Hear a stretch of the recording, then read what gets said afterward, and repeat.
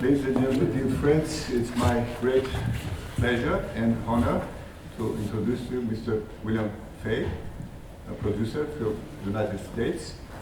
I would like to thank to Silknet Hospitality and TBC Bank who made it possible that we have our guest here in person and not online. Much better. I was happy that that worked out. Yeah, it worked out and it's wonderful. So you will talk, we see the topic producing small and large scale movies in America. Just a small introduction from our side. You are in post-Soviet country, which is developing towards West, and everything was state ownership before. And just 15 years ago, the private companies started to operate in Georgia. And now these are producers and filmmakers which represent these private companies. So they are traveling to European countries mostly, but mostly to get awards and prizes because they are good in their arts, and Georgian film has long tradition. And but we are a low-budget country, so we can make only low-budget films, and everything is dependent on state support. So our institution, National Film Center, is funding the film projects, production of fiction, documentaries, also animation, short films. So we are giving the direct subsidies to the producers. They are making films. So this is the situation we have in Georgia now. Yes, now you can start. And okay, it's yours. I will sit in the hall. Okay, thank you. Thank you very much, everyone. It's wonderful to be here. If I start speaking too rapidly, just let me know. It's from what I understand of the business here, it's kind of an exciting time right now. So it seems like there's going to be, as the business develops, maybe there'll be more and more opportunities for people to be producing here and expanding the scope of Georgian film.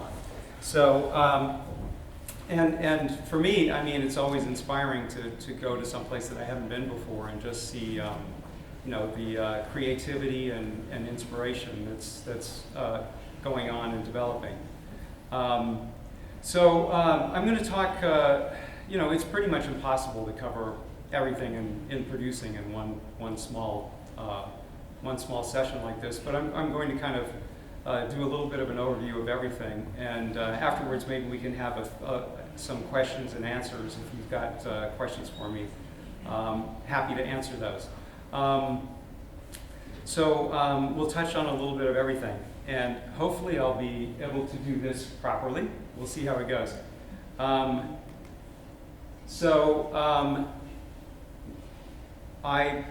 tell you a little bit about my background in a second, but the first thing is that you know, the business is show business. And this was from one of my professors at UCLA, Peter Guber, who was also ended up being the president of Sony and very well-known American producer.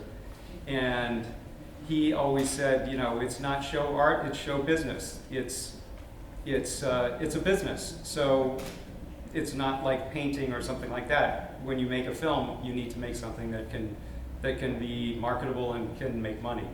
So, but it's also not just business because you're in an art form. So you're trying to make something that will have an effect on people and make something that you're passionate about.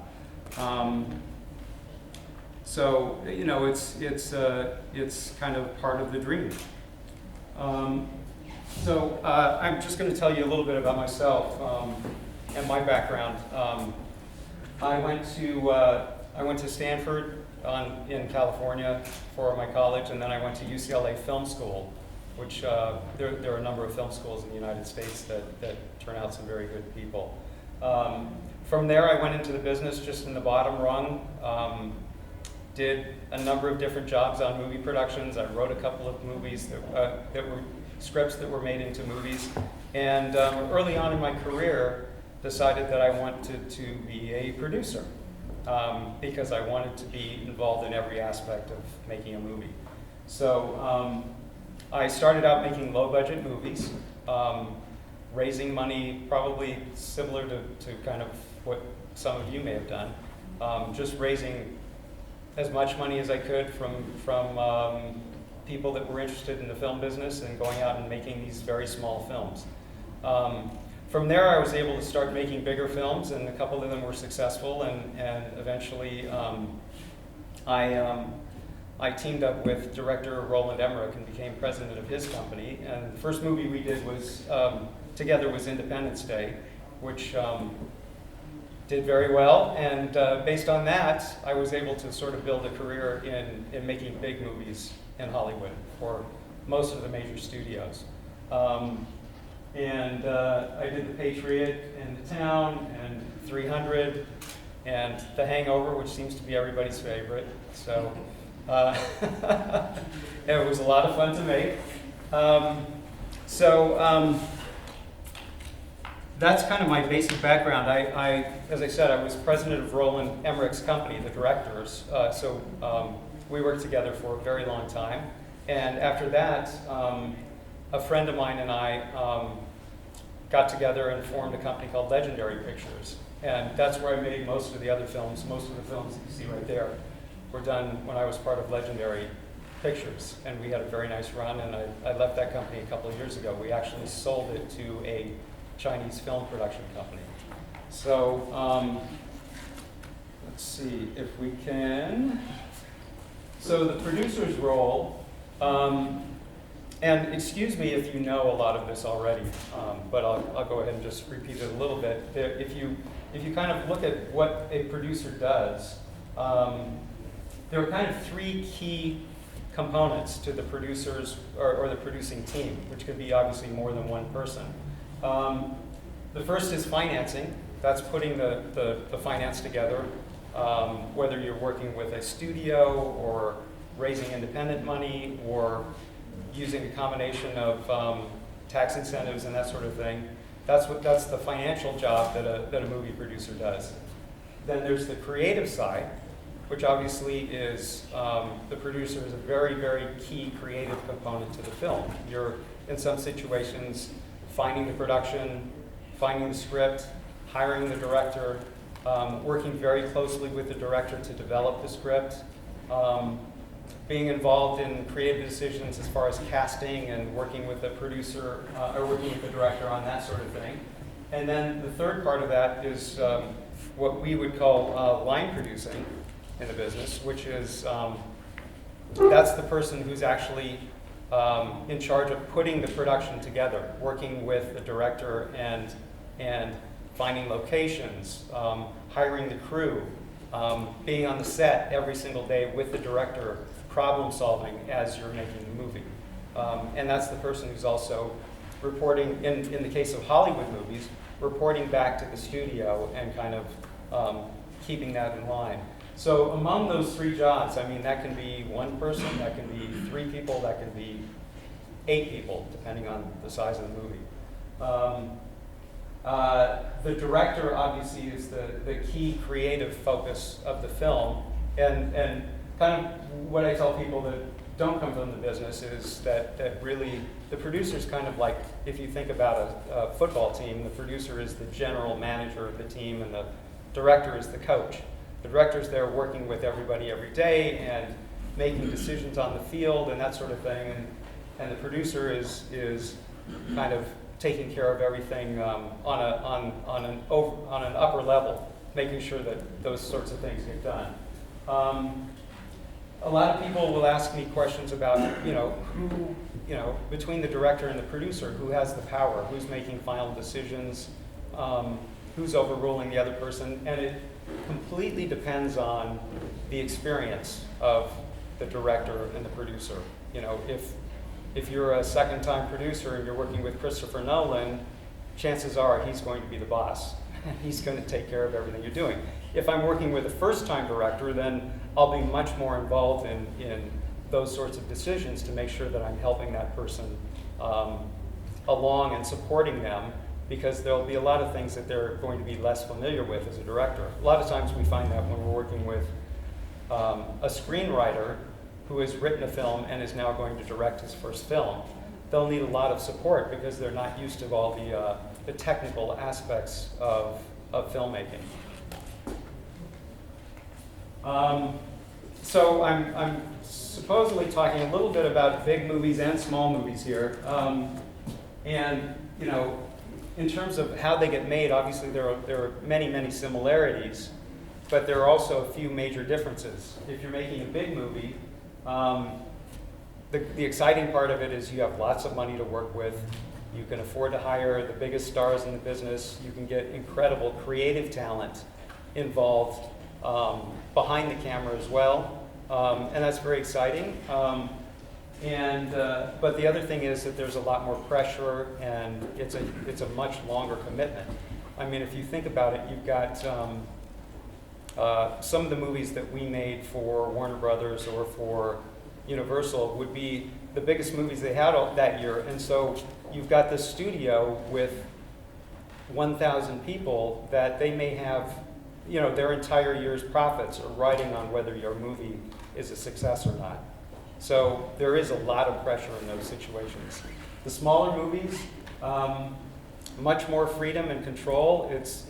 I've just done a couple of smaller movies now recently, and it was wonderful for me to experience that change after making these big movies, of just being able to make a decision on the set and not have to call the studio and talk to 20 people to get a decision made. So that's a nice change. The difference, of course, is that you can't afford to,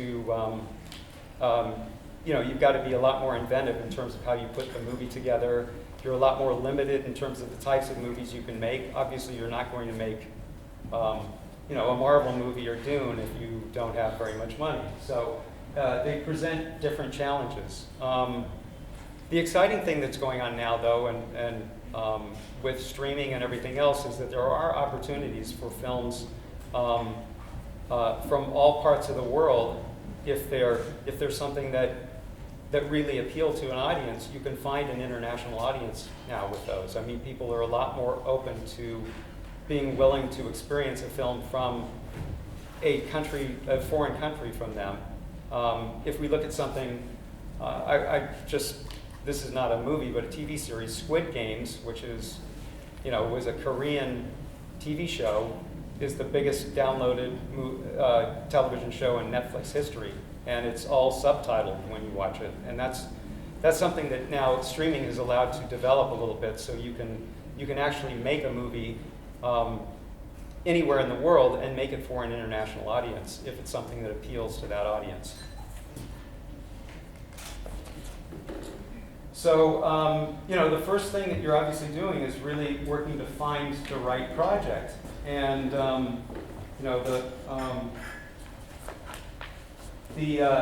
that brings a couple things to mind. I mean, one is obviously the inspiration for, you've got to have the inspiration for something that you want to work on as a producer, because you're going to spend a lot of time with it. You need to find something that you can get excited about, something that you believe in, something that you're willing to really devote your time and effort to. So it's important to try and be involved in something that really you can speak from the heart with. But you also have to have a good script, so you want to find something that's really marketable. Is this one not working so well? Can you? Oh, that's much different. I won't have to speak nearly as loud now. Excuse me 1 second. Oh, here we go. So, sorry, pages got a little out of order. So the script is critical. Having a good script is critical to making a good movie. We have an expression America that if it's not on the page, it's not on the stage. Meaning, if you don't start from a good script, you're almost never going to make a good movie. You can make a bad movie out of a good script, but it's really hard to make a good movie out of a bad script. So you also need to think very hard about, is it something that's marketable? Is it something that you can reach your audience with? And depending on the project, is it makeable at any certain price? So that's really where the commercial part of the business comes in. And again, that's what I'm speaking to. I know it can be different depending on your situation in any country, but certainly for me, a critical part of anything I got involved with was really taking the time to look at projects and make that commercial decision. Can it find an audience? What's that audience? What's the scope of that audience? Obviously, if you're making something like Independence Day or a big movie of some kind, you're going to reach a huge audience, so you can spend a lot of money on that movie. If you're making a film that only appeals to a certain segment, then you have to know that there are enough people that want to see it that can support that really can support that project. And then again, obviously, you've got to put together one of the first things you'll do is take that script and kind of draw up a rough budget of what you think it's going to cost, working with somebody who has some experience in that. And then you have to weigh what it's going to cost against what the marketability of the project is. Oh, this is interesting. I have 2 page 3s and no page 2, so I'm winging this a little bit. So the next step after you've chosen the project that you want to work on is raising the money. And as I go through this, you'll see that every movie can work in a different way. Sometimes you'll put your cast together and find a director, and that's kind of a whole package that you take then to put the money together. Other times, you find the money first based on the project, and then you put your cast and director together. So it can work in any of those sorts of ways. So the first thing is it takes a lot of time to get, and again, I don't know if I'm speaking particularly to the situation in Georgia, but in general, if you're putting together a project in the typical way, it takes quite a while to put the financing together. It always seems to take longer than you think. So you have to be careful about planning too far ahead or start getting too far down the road with your project until you know that you've got your financing together. It's important to remember that no matter how passionate you are about your project, your investors have put money in primarily because they want to get something out of the movie. They want to make money back from the movie.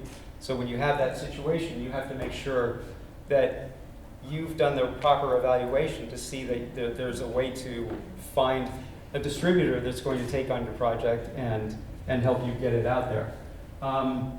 Then you want to get a pitch together. The pitch is everything you put together to present to the investors so that you can you can convince them that your project is a good investment.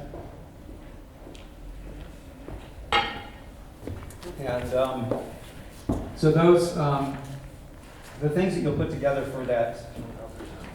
Oh, okay. So the things that you'll put together are the script and treatment.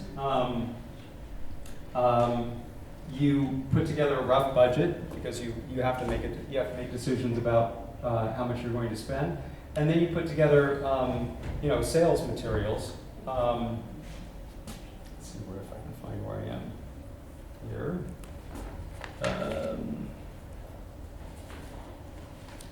There we go. So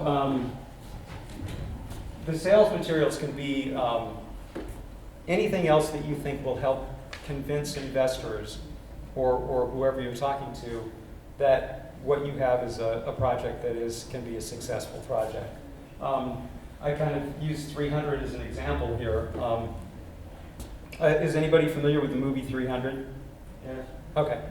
So we made that movie for Warner Brothers, and we brought the film to them, and originally they were very concerned because they had made another movie called Troy with the same subject with Brad Pitt, and they'd spent $180 million or something crazy on it. And when we pitched 300, we told them that we were going to make it differently and we could make it for 1/3 of that price.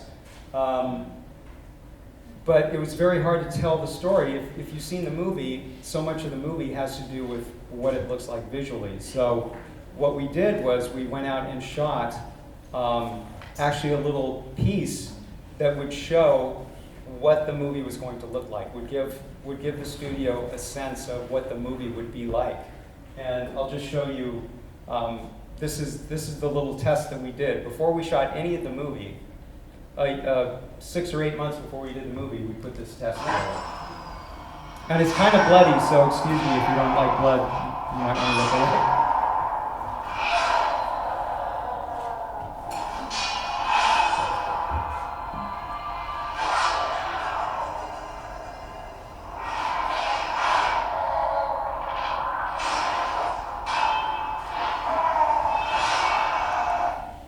So anyway, the studio saw that, and then suddenly, now they understood what the movie was going to be like, what it was going to feel like. And they gave us, the permission to start the movie. We also put together storyboards like this. Sometimes you'll do illustrations and things like that so that you can really give a sense of what the movie's going to look like. This is called a conceptual illustration. And sometimes we'll do storyboards too, although these tend to be used more when we're actually making the movie. So in terms of financing, there are many different ways to go, and obviously we spoke about the idea that you put together government financing for a film. That's certainly something that happens in a lot of different countries, and there are many government incentives that you can work with, and tax incentives, depending on where you're making your movie, that could really help you get financing together. Obviously, a lot of the things I have up here, some are particular to the United States. For example, going to a major studio or a distributor. That's the way most of my big movies have been made, essentially by going to a major studio and obviously bringing them in as a partner. Private investors, as I mentioned, co-production, government tax incentives. You can get pre-sales from various countries, although that's very much star-driven. It's very difficult to get pre-sales in a film project unless you have somebody who's an international bankable name. I know some movies have been done recently with crowdsourcing on Kickstarter and some of the other crowdsourcing platforms. There are some companies that will support you for product placement and things like that. A friend of mine in the United States did a soccer movie, football movie called Goal, and they almost entirely financed it because all the players in the movie were wearing different outfits that had different logos and everything. Almost all the financing for the movie came from companies that wanted to support the project and wanted their names to be associated with it. There are also things that you can do with things like locations and equipment, or if you have one location for a movie that you're going to spend all the time in, maybe you can offer them a little percentage ownership of the movie in exchange for them letting you use it for free or a discount. And on a number of the smaller movies I've done, we've had situations where we've had an equipment provider that might be a partner for us. I put at the end, try not to use too much of your own money. That's kind of a Hollywood maxim. Don't spend too much of your own money. And the other thing is, try not to spend too much before you have the financing. It's really easy to get in this situation where you think the money that you need for the movie is coming together, and you start making decisions and working, and then you end up running into a problem where it takes longer than you think, and suddenly you are out of money. So you want to be careful with that. The, let's see here. So then you want to build a team. Oh, just one other thing I wanted to say in terms of putting the budget together. It's very important. If you're making a movie that you want to get any kind of international notice for, or make it for the international market, you have to make sure that right off the bat that you're thinking about things like publicity and marketing and that sort of a thing. That's typically right off the bat as I'm putting a movie together. I'm thinking about how can I sell this movie? How can I market the movie? What are ways that I can have a publicist or somebody else start to get the word out about the film? So that's that's very very important. You have to think about how you can sell the movie. So building a team, this is really kind of looking at how you put this together. As I said, sometimes you might put the team together first, and then you're pitching, with actors and a director, and that's what you're taking out to raise the money. And other times you may be just working for a script, and then you're going to put the team together. Later.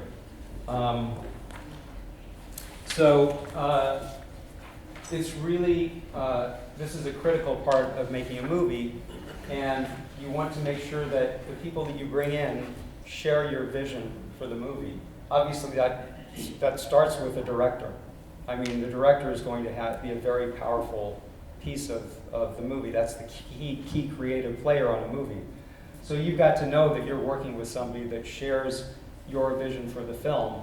Otherwise, you're just going to be fighting them constantly through the whole production. You also want to make sure that that director that you're bringing in understands the budget that you're working with and is willing to work under those sorts of circumstances. And I found that it's very typical for directors to tell you that they can work within whatever budget constraints you've got, but then when you start making the movie, you run into all sorts of problems because they've told you whatever they need to tell you so that you will give them the job, but once you start shooting, it becomes a little bit different problem. So it's important to think about that. Casting obviously is critical. It's the actors need to mesh well. If you've got a leading man and a leading lady, you need to know that the chemistry is there and that they're going to execute. Obviously, cast can be important in terms of selling your movie internationally as well. The other thing to remember is once you start, the other reason why it's so critical to have a director and cast that you get along with is once you start a film, the power balance of a film really changes. Those actors and the director now have a lot more power. So, because it's really hard to fire an actor halfway through a movie or fire a director halfway through a movie. So it's important that you have people that you can mesh well, work well with, and that are, again, share your vision, and you feel like you've got a good team together. Availability is important. Obviously, actors have different commitments, so you have to work around those kind of availabilities. Then you're putting together the what we would call the below the line people, which is the production manager and all the crew talent that's going to work on the film. It's important to have a very experienced production manager. That's the person that's going to interface the most with your crew. And typically they'll have a good team that they bring along to work with them. Then you need to have experienced department heads. I mean, there's, you may have heard about the tragedy that happened on the set in the United States recently with a movie called Rust and Alec Baldwin.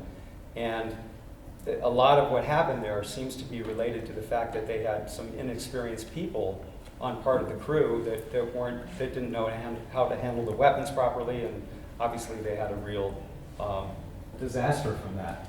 So then you also want, even at this early point, again coming back to the marketing of your film, if you if you can afford it, even if it's just part-time, to hire a publicist to start getting the word out about your project, and thinking about the marketing, and make sure you've got somebody, a stills photographer shooting some stills for the movie.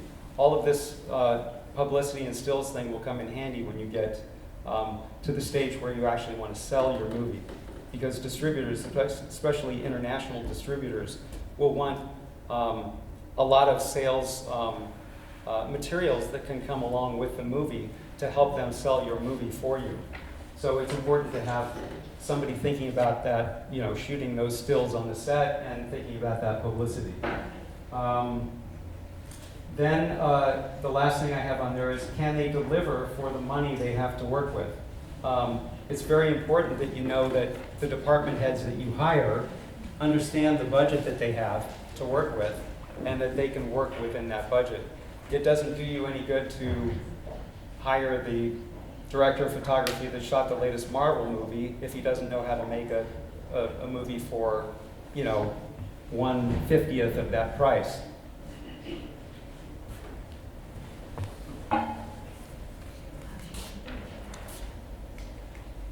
So pre-production is basically the next step that you get into, preparing the movie, scouting locations. It's a critical part of the preparation for the movie, because a good prep allows for a more efficient movie. Every step that you take in that pre-production process could end up saving you a lot more money as you're shooting, and avoid a lot of problems.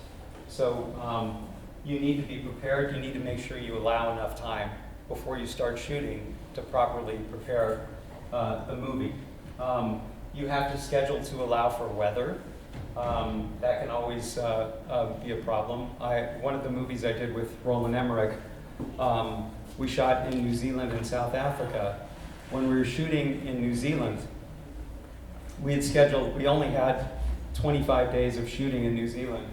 And we knew the weather was kind of dicey, so we had 9 days, what we would call cover, 9 days of cover, so that if it started snowing or raining or something got messed up, we could go inside and shoot something and not just have the whole crew sitting there. Because of the weather, we ended up shooting all those 9 days and got stuck anyway. So it's important to have different things that you've got set so that you're prepared to move if you get in trouble. And again, are the locations feasible? Another thing to think about in pre-production is your trailer. And it's something that a lot of people don't think about when you're making the movie, is what are the most important scenes in the movie, and what is it that is going to help you sell the movie when you're finished. And an exercise I always try and do is actually sort of think about what I think the trailer for the movie is going to be. And does everybody know what I mean by a trailer? Yeah. Okay, I just wasn't sure whether you use the same term. So you have to think about what that 2 or 3 minute piece is going to look like. You don't need to know every shot in it, but you need to know what you're sure is going to be in it. And you want to make sure those shots and those scenes are really, that you're allowing enough time and enough effort to make those look really great. Because if you can put those together and put those in the trailer, it's going to make your movie feel a lot bigger and a lot more special. So always important to think about that. And the scenes that are less important, you need less time for. So then really it's getting into production. And I was talking before about the 3 main skills that producers are bringing to a project. The line producer is one of them. And so as a line producer, you'll be on the set all the time working with that director. A lot of a producer's job during production is problem solving. And it's something that you just have to be prepared for, is that when there's a big problem on a movie, everybody is going to come to you to figure it out. And no matter how much planning you do, there are going to be lots of problems all the time. And I just think it's for me, it's always important for me before we start shooting to sort of mentally prepare myself and remind myself that if there weren't all those problems, I wouldn't have a job. So I need to just know that when they come to me to try and be in the right mental state, to realize that I have to be the problem solver on the set. Nothing is going to run smoothly. Nothing is going to work the way that you hope it does. The producer's job during production is also a liaison between the director and, in my case, on the bigger movies, the studio. On smaller movies, the financing, the investors. That can be very tricky. I mean, you're managing a director who's totally wrapped up in the creative aspects of his movie and a studio or financing people that are more concerned about how much money you're spending and how long you're taking to make the movie. You are, ultimately responsible for making sure that you're making the movie for the amount of money that you've raised for the price that you've got. But another critical thing is, for me, I found every time I'm shooting a movie, during the shooting of the movie, the director gets a little bit crazy. And the reason they get a little bit crazy is because there's so much pressure on them. If you're a director in the middle of the shoot, you just feel people are constantly coming to you with questions and with issues, and it rains and now you've got to change your whole plan for the day, or an actor is giving you problems. So a director has an incredible amount of pressure on them, and it's important for you as a producer to, first of all, to know that they're going to be very, a very heightened state through the shooting, and second, finding ways that you can support them, and support them, even support them emotionally. Give them that support to where they feel like they've got a partner and a friend on the set who's helping them through that very pressured time.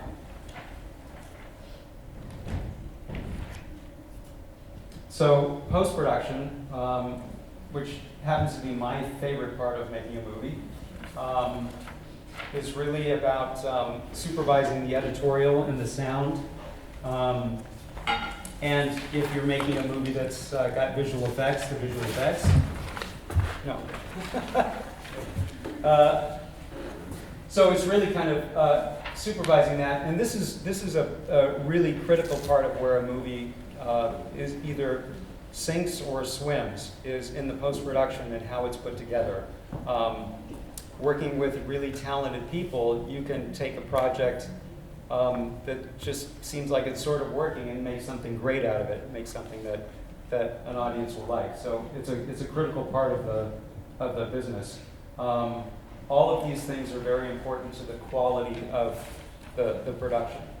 As you put it together, you want to take it out and screen a rough cut of the movie. So your editor will cut the movie together, and you'll put a little bit of sound and maybe some initial visual effects to it. And then you want to screen that movie for an audience, and screen it for your friends. The more, for me anyway, that's just a really critical part of this. The more input that you can get from people that you trust, the more it can help you correct things, make sure that there's nothing, no part of the story that people are losing the thread on, that the movie makes sense, that everything is working. And by the time you get to this stage, as a filmmaker, you're so close to it that it's really hard for you sometimes to see what's working and what's not working. You can put it in front of an audience, the audience will go, well, I don't need that scene because I already know what's going to happen there, or I have no idea what's going on. Who's this character? Where did he come from?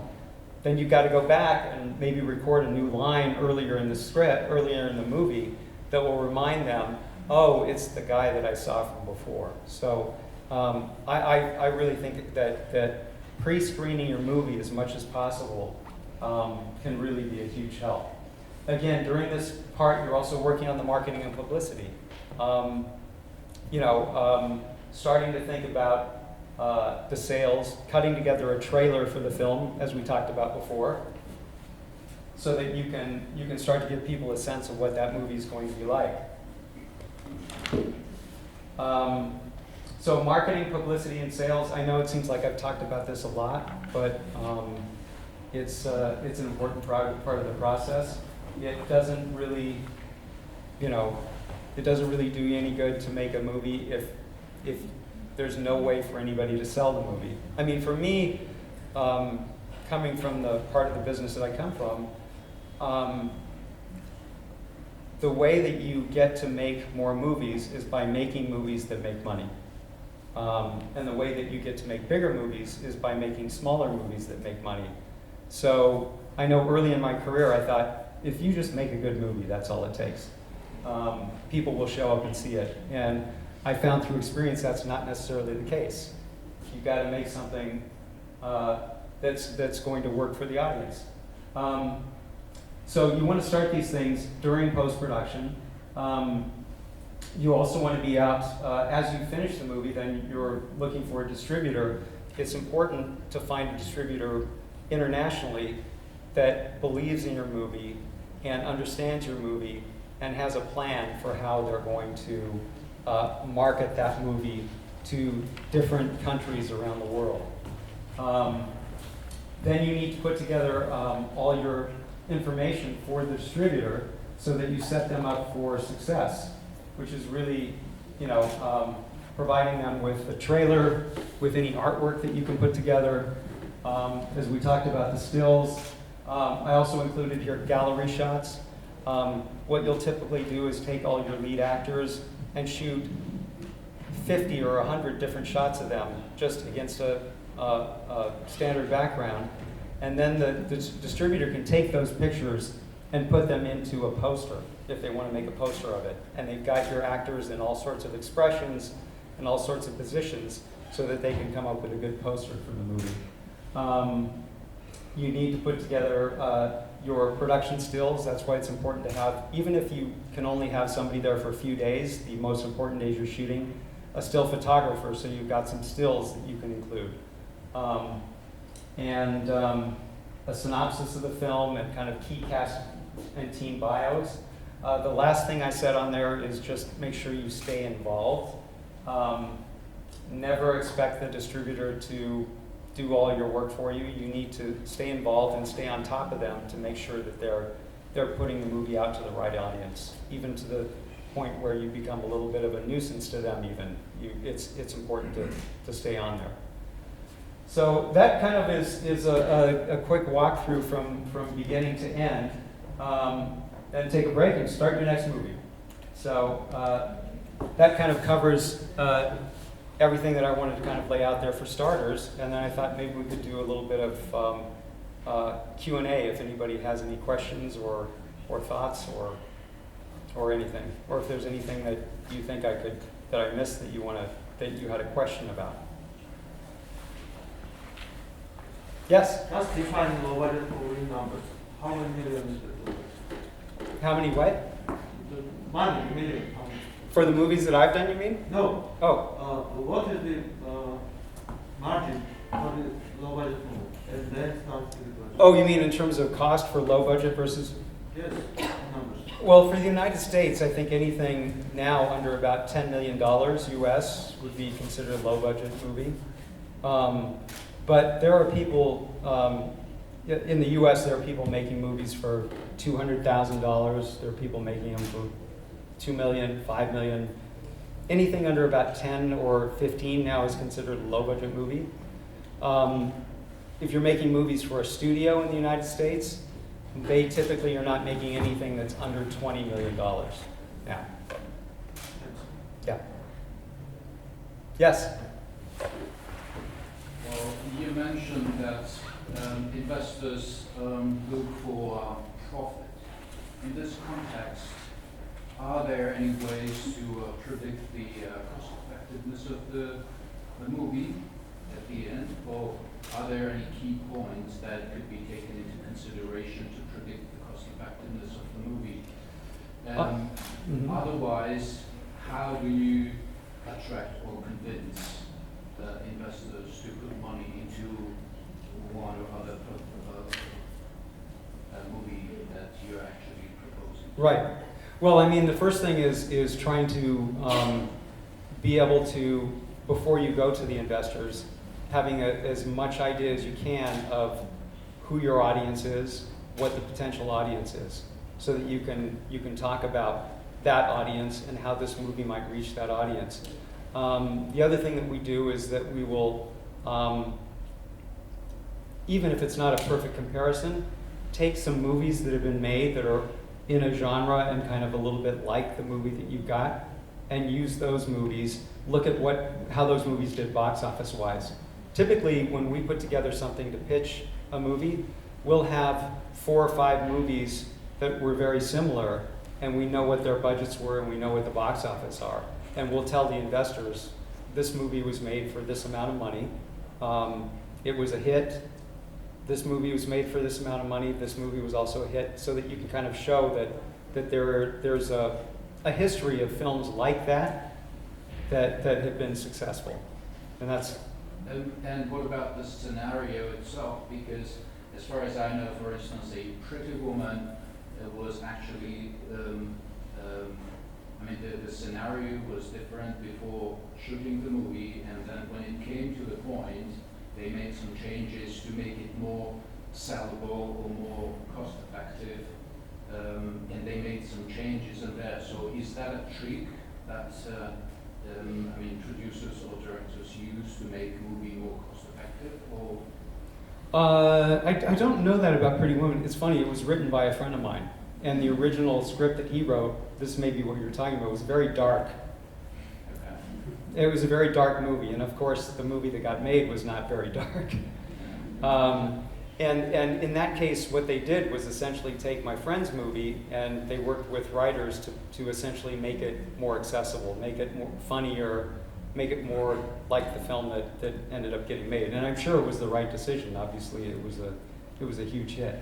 I mean, so that's certainly part of the producer's job is and certainly something that's very important to me is when you're working with a screenwriter is adapting that screenplay so that it's something that will be accessible to an audience, right? And finding the biggest audience you can find. I mean, I always try and put myself in the audience's shoes. Now, my background is commercial movie making. I haven't made a lot of art house movies. So I have a more kind of, it's more of a business-like approach to it. I mean, I love making films that I can get passionate about, but if there was a film I was passionate about, but I thought nobody's going to see it, then I'm not going to make it. Because a big part of the reward for me is knowing that, especially if it's a movie that people go into a theater to see, that a lot of people are going to go see it and enjoy it. Yes, sir.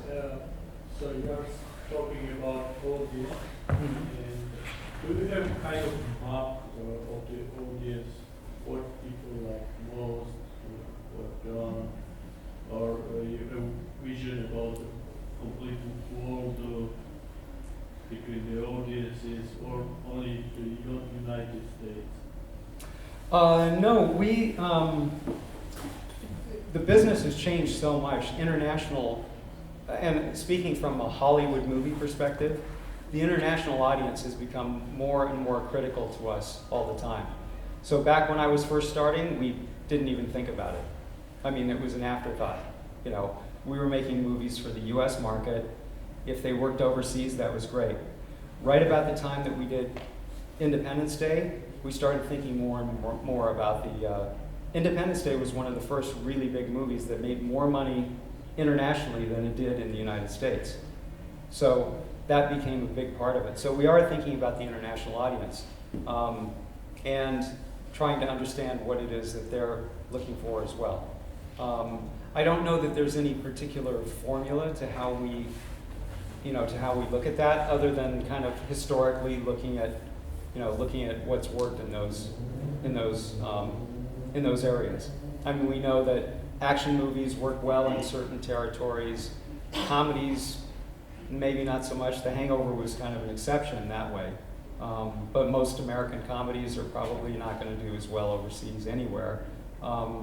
European the European countries tend to gravitate toward dramas and more artful films.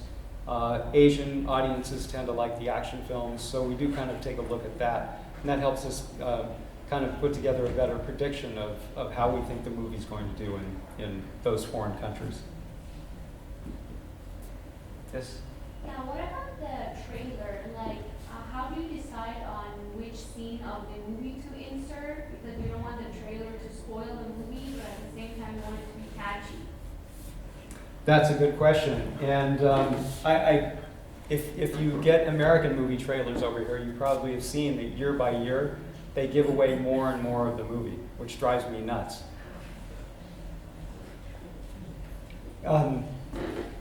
The idea is, and I think that's important to think about it even before you're making a movie, as I mentioned. I don't know that there's any particular formula to it, but the key is that you're trying to, you're really trying to project, put your best foot forward with the trailer, basically. You're trying to tell the story and intrigue the audience and get them excited to see it without giving too much away. And it's kind of a balance. Sometimes you find that you have to give some of the things that you'd rather not give away. You have to give them away so that you can bring people in. The farther we get into it, we're finding that, from a filmmaker's point of view, you would like people to sit down and be totally surprised by everything they see in your movie. But we're finding that with most audiences, it's not as critical as you might think. That actually, even if you give away a big plot point, they still, when that happens in the movie, they're happy with it, and maybe not surprised with it, but they're okay, and they go along with it. So, that's such a critical sales tool for you that you want to make sure you've got what you need to bring the audience in. And if you need to give away a little bit, then you have to give away a little bit. Yes?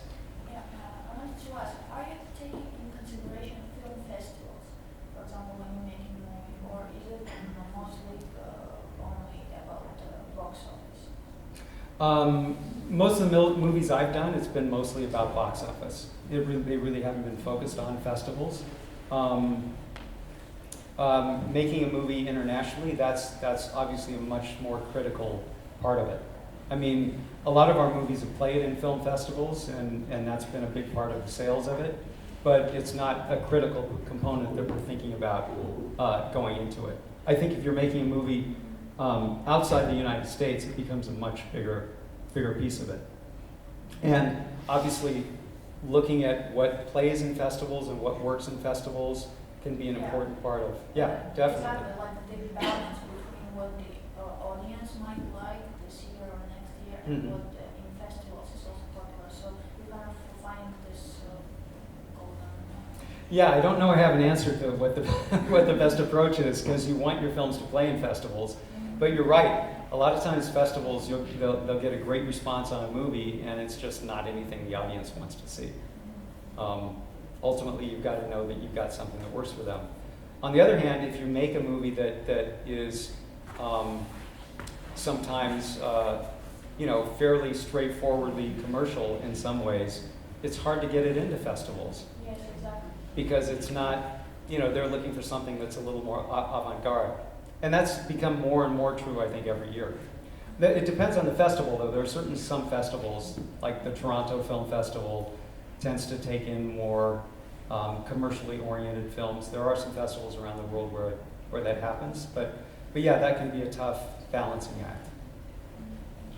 Yes? One more question. How the streaming companies are working with independent producers? The streaming companies have radically changed the way the movie business works. And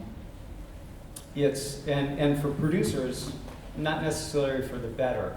It's been good in the fact that there's an expansion of the amount of projects being made, but the financial model for producers is not as attractive. Typically, if you're making a movie for Netflix, they're just hiring you.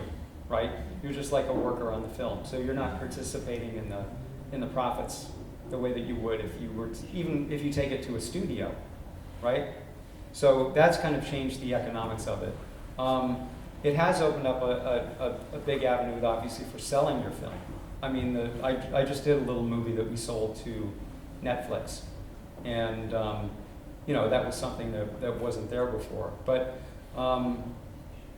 yeah, but just overall, it's changing the business pretty radically. I mean, obviously, less people are going to theaters, more movies are coming out. The same time they open in theaters, or maybe slightly later. So the dynamics are really changing right now. And there's some kind of negative aspects to that from a producing point of view, that are making it tough, I think. Did that answer your question? I'm not. Okay. Sorry, go ahead. If it is a low budget movie, is that why casting directors might not choose actors from another country, like to audition for the movie? Did everybody hear the question? I couldn't catch it. Yeah. She said, if it's a low budget movie, do casting directors, does that affect your ability to get international actors? Is that, yeah.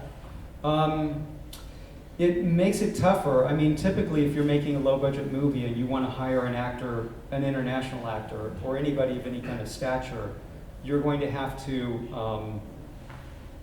show, they're going to want to see that you have money in the bank to pay the actor, right?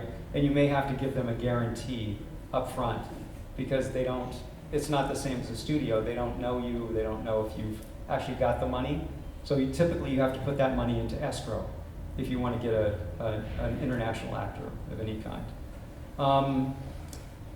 It's not that and whether they do it or not really depends on the actor. If it's a project that they like, then they may be willing to do it regardless of whether it's in a different country, or it's low budget, or it's or it's from somebody that they don't know. I mean, actors have an incredible ability to read a script and hopefully I'm not insulting any actors in the crowd. They have an incredible ability to read a script and only be focused on their part. And if they love their part, then they're going to be willing to take a chance on it. Some actors, that's part of their art. The critical thing for them is being exposed to new projects and taking on roles that they really believe in. And then there are other actors that only want a check. So they'll work in the worst horrible movie if there are enough zeros on the check. Yes? The question is a little bit related to two previous questions on the financial aspects of that. And so when you mentioned the investors, the producers, how is that when the movie, when production is done, the movie has been finding money, what are the terms? What are the terms in terms of how the split works? For most, well, it'll be different for big movies than it is for small movies. For big movies, typically, I as a producer will have a deal, or me and the other producers will have a deal with the studio, and we'll get a small part of the profits. The studio will keep most of the profits. But they've got a huge marketing and distribution team behind it, so a small part can turn out to be a lot. For more independent films or smaller films, the typical plan is that the investors get 50% and the creative team gets 50%. So you as a producer are starting out owning 50% of the movie. Then you're going to give away a little bit to the screenwriter, you're going to give away some to the director, you may give away some to a couple of the cast people, depending on how important they are. The lower budget the movie is, the more you're giving away to everybody to encourage them to come and work for you. But typically, investors will expect a 50-50 split. So when the movie is distributed, they collect their money back, and then you have a 50-50 split. The only thing that might be added in that occasionally is for some investors, they'll want all their money back plus 10%, or all their money back plus 20%. So if you make the movie, say, for $1 million, the first $1 million comes back, then they get another 10%, and then you split. And I'm sorry, what was your first, was there another question? That was it? Okay.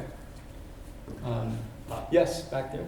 So in my country, Iran, cinema is becoming like more industrial, and theaters somehow more and more becoming like vague to people's mind.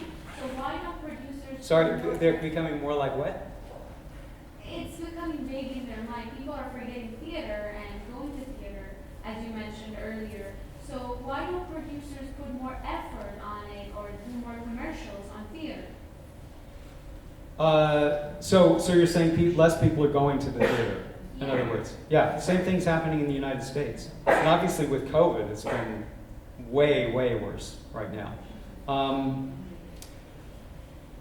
Part of that seems to be just that the nature of the audience is changing. You know, younger people are tending to be happy watching a film on, you know, on their iPhone, or watching it with friends, or not going to the theaters. So as we come back from the pandemic, it's going to take a lot of work to start to get people back into the theaters. And there are a lot of things that are happening, again, just speaking for the US, there are a lot of things happening that are making that harder and harder.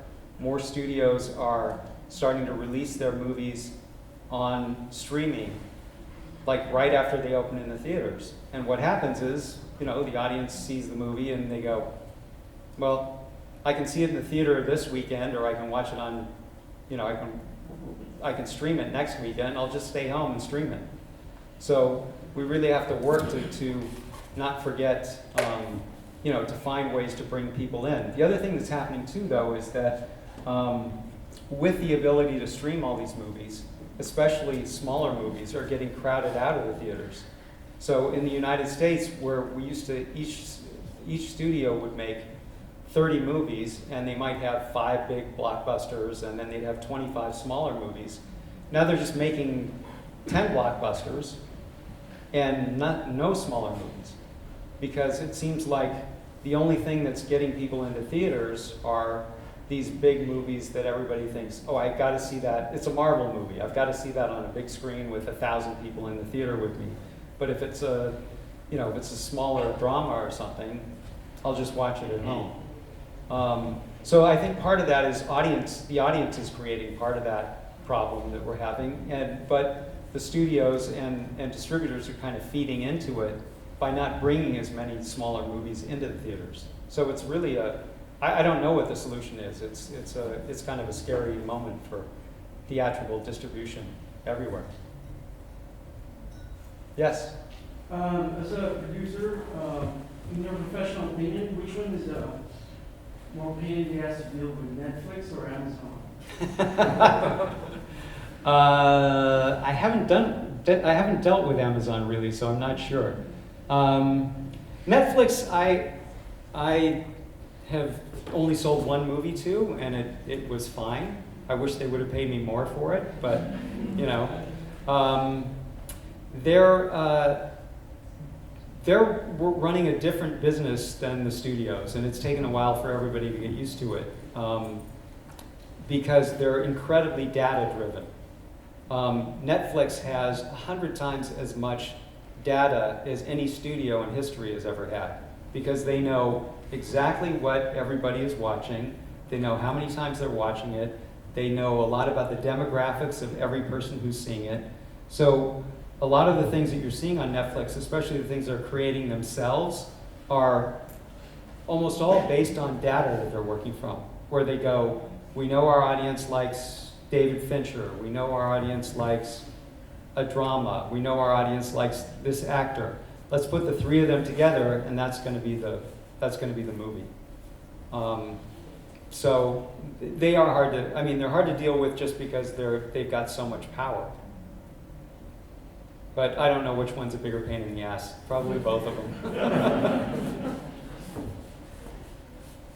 Is that sale exclusive, so you lose your rights on the film? So they take all the rights on the film? Yeah, either they'll make if you're an American producer, they'll either make a deal for the US rights or they'll make a global deal. The deal I made with them was just for the US rights. So we were still able to sell the rest of the world. Okay. But they take all the US rights. And when they take those rights, then you know you're limited in terms of in terms of what you can do with the movie in that territory. So you sold already made movie, not before? Yeah, in this case, it was a movie that was already made. We were just in the process of finishing it, actually, when we sold it to them. What do you think about the rise of the Chinese film industry, which is growing, and I think also because of the fact that the world is changing now towards Asia, and China has a lot of much more audience than the United States from a business approach. Yes, no, it's very important. Well, I've been a part of that whole thing because we, at Legendary, when I was at Legendary, we were one of the first companies that really started to work closely with the Chinese in terms of making movies in China, and making movies that we really knew were going to work for the Chinese market. And that market exploded as of, about 8 years ago, 6 or 8 years ago is when it really started to explode. And it's changed the dynamics, certainly for everybody who's making movies. If it's a movie that's going to work there. And there are a lot of American movies that will never play in China, they don't work there. And there are a lot of restrictions on what you can do in China. But it's something we have to be aware of. I mean, it's a tricky market. For example, The Hangover, because of what it was not allowed to be released in China. They did not allow the release. But every single Chinese person I know has seen it 5 times. So 1 billion people in China saw the movie and we didn't make $1 because they were watching it on a pirated copy because we were not allowed to release the movie in China. So they have a certain quota that you can work from, and only a certain number of international films can be distributed in China every year. And so you have to qualify for that to get in there. And their the censorship can be very restrictive too, in terms of what they're willing to accept. It's challenging to make anything that is kind of a contemporary film that won't sort of cross some sort of line if it's got an Asian element to it. Obviously, if it's set in the United States or it's set somewhere else, it doesn't matter. I don't know if I'm actually answering your question completely, but it's a critically important part of the world market, and certain genres of movies work very well there, to where you can make. I mean, we made World of Warcraft at Legendary, and I think the Chinese sales were higher than the United States sales for the movie. That's sort of starting to change as the Chinese film market develops. It's becoming more domestic, where they're creating more projects that are, their domestic projects are taking more of the box office. Have they ever asked you to cut any scenes out because of the censorship to get into China? No, because Legendary is now a Chinese-owned company, so I'm not there anymore, so I haven't had to worry about that.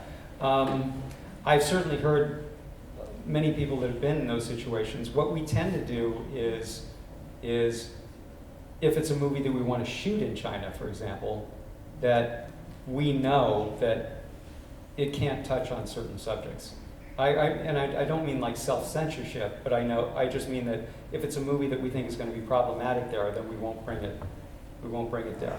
But certainly you can see with the studios, at a certain point it just changed like that, where they were very, very careful about not having things that would offend the Chinese audience. Or they would set certain scenes in China and make sure that it showed China in a good light. I'm sure you've seen a few of those big disaster movies where the Chinese end up saving everybody at the end. So you can tell that Hollywood is very aware of that. Sorry? Same as Americans. Exactly. Well, that's true too. I would not argue that. Thank you. Yes. My question I have. First of Oh, thank you. Based on your experience, what would you list as the main ingredient or ingredients for the successful producer? You mean in terms of personality traits, or in terms of? Why not both? Okay. Well, certainly personality traits is you know, just sticking with things, not taking no for an answer, because you get no's constantly every step of the way, and kind of pushing through those no's to make sure that things happen for yourself. And that goes everywhere from the financing to talking an actor into being in your movie to whatever it takes. It takes a lot of fortitude and to stick with it. And that's why it's so critical to start with a project that you believe in, for me anyway, because if it's not something I believe in, it's really hard to, you know, then it's really hard to keep pushing that rock up the hill. To fight for. Yeah, exactly. And also I think people can just sense when you have a passion for the subject, and that's contagious. So that's probably the single most important quality. Didn't expect that. Okay, thanks. Mm-hmm. Yes? How do you keep a where do you place a fine line between the creativity side and then the business side of the movie? Because what we see currently is that budgets are rising for movies, but the quality doesn't necessarily go well. Mm-hmm. And we don't see that many innovation in movies as we used to see before. So where do you place it fine line between the creativity and business side?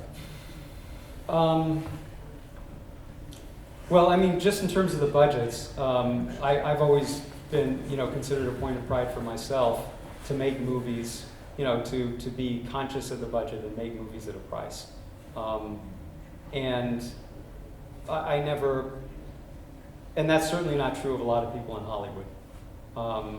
I've always felt that it was important to take every dollar we can and have it on the screen where you see it, rather than spending it on things that don't end up not mattering to the movie. As I said, it's finding the line between creativity and saleability is just something that it's a hard line to find. Obviously, you need that passion, and you need to be working on something that has that creative element to it. But ultimately, this is an art form that requires a lot of money, you know, a decent amount of money to do. You know, if you're taking a camera out and you're making a movie with your 5 friends, then you can really do anything you want. But if you're taking in money from people that expect you to make money with it, you have to be conscious of how you find your audience. Is it something that people are going to enjoy watching? Is it something saleable? So it's just, it's hard to kind of find where the balance is there, but you know, people tend to gravitate toward things that feel like they're fresh, to feel like they have passion to them, and feel like they've got, you know, that you're telling a great story. Any other questions? Great, thank you.